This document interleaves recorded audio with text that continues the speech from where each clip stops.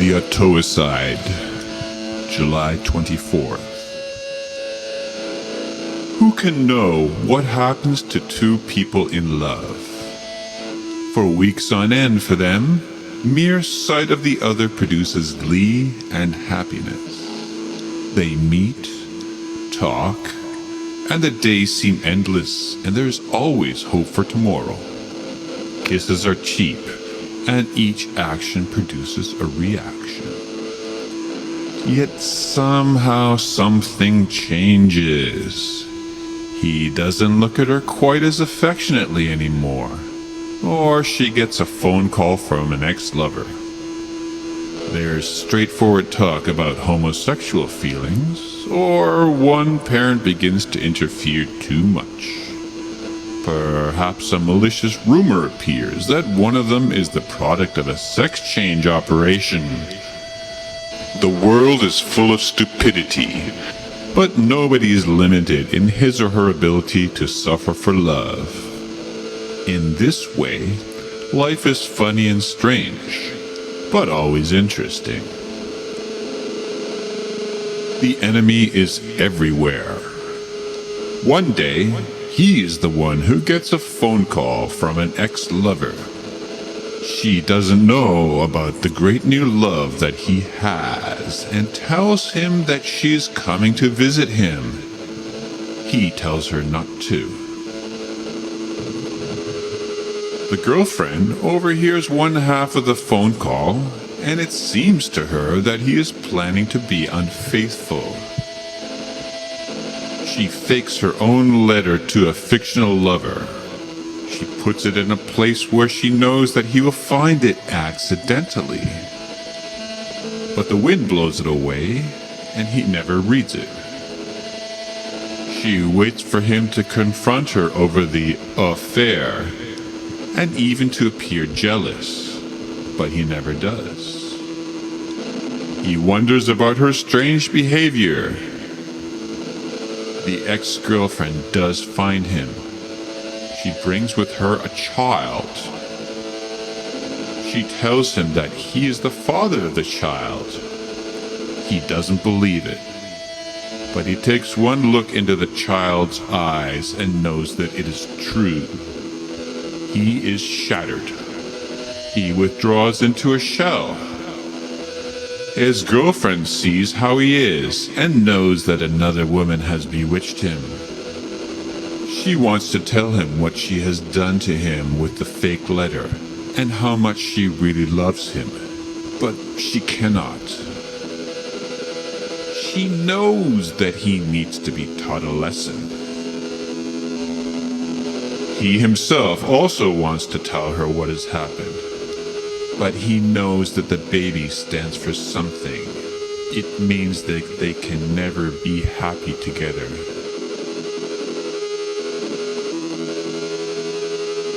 What he doesn't know is that it isn't his baby, but his recently deceased brother's. The ex-girlfriend is a witch, and she has cast her spell.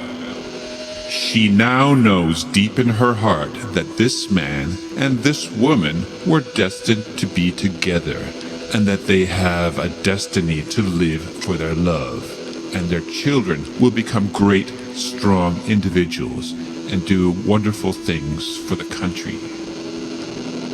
She plans to confess the situation to him, but she cannot bring herself to do it either. Finally, time runs out. She hears the bad news of what has happened because of her hesitation.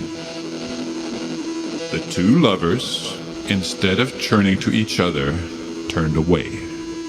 Independently, they sat down at a desk and wrote a long note. Then each of them went to the same building on the same afternoon and sat on the ledge of the highest floor. One facing east, one facing west. That was it. Life was over for them.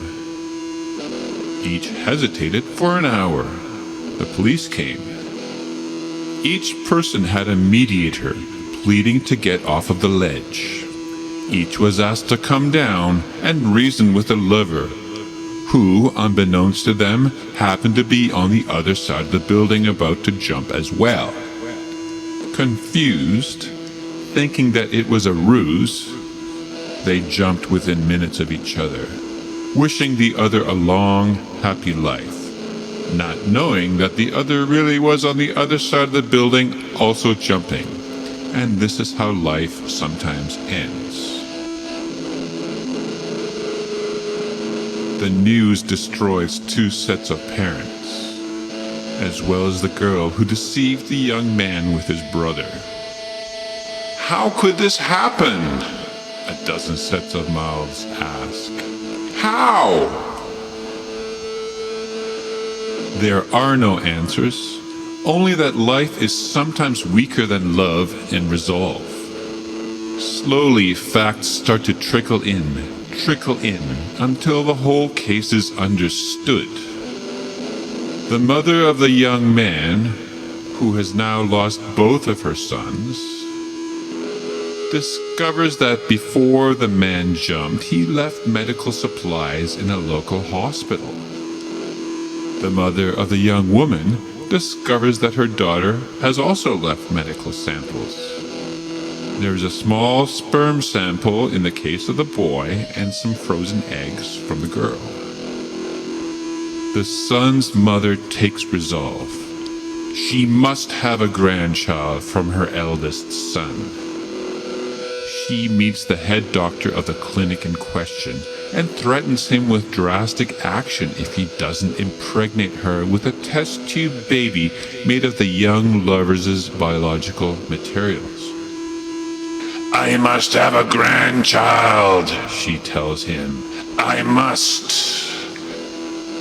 Life is long, but the dead must have their offspring. There must be another generation to replace the one that was lost. The other mother walks into the same clinic. She feels the same way. She wants to have a child again to give birth to her own grandson. The doctor is devastated and loses all sense of moral worth in the medical profession. The two women begin negotiations with talk show hosts, and they get financial donations from people who support them. The mission will take place. 9 months pass, and the grandchildren are born. Yet they aren't shown to the grandmothers who gave birth to them. The mother of the dead boy has given birth to a girl, and the mother of the dead girl has given birth to a boy. The ex-girlfriend, the witch, dresses up as a nurse and takes it upon herself to switch the babies. The baby boy is given to the father's mother instead, and the baby girl is given to the mother's mother. The children born of incest will become proper children and will be raised by these middle-aged women as orphans, without their real parents, but still by their handmaidens. This is how life is sometimes, stronger or weaker than love and resolve.